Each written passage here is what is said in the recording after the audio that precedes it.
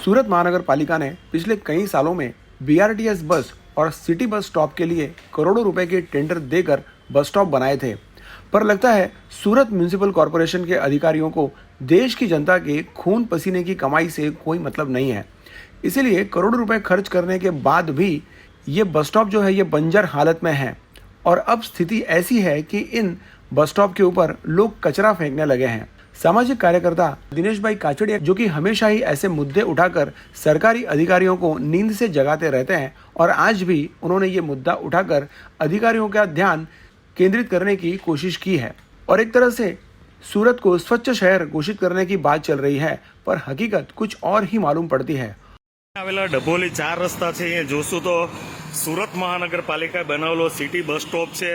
જોતા એવું લાગે છે કે કચરા પેટીનું ગોડાઉન છે કે બસ સ્ટોપ છે, ખબર નથી પડતી। આ ઘણા વખતથી આ ગાડી બી આમનામ પડી હશે એવું લાગી રહ્યું છે કે ગાડીની નીચે પણ કચરો એટલો છે, આપ જોઈ શકો છો।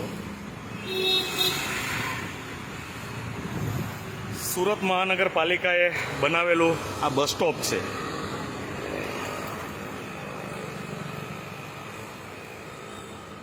કચરાના ઢગલાઓ,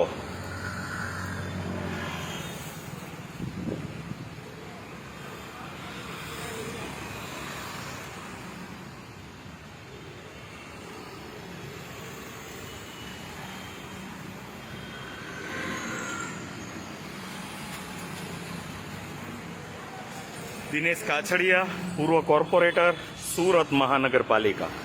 और अब देखना यह है कि अब ये हालत कब सुधरेंगे। वॉइस इंडिया टीवी सूरत।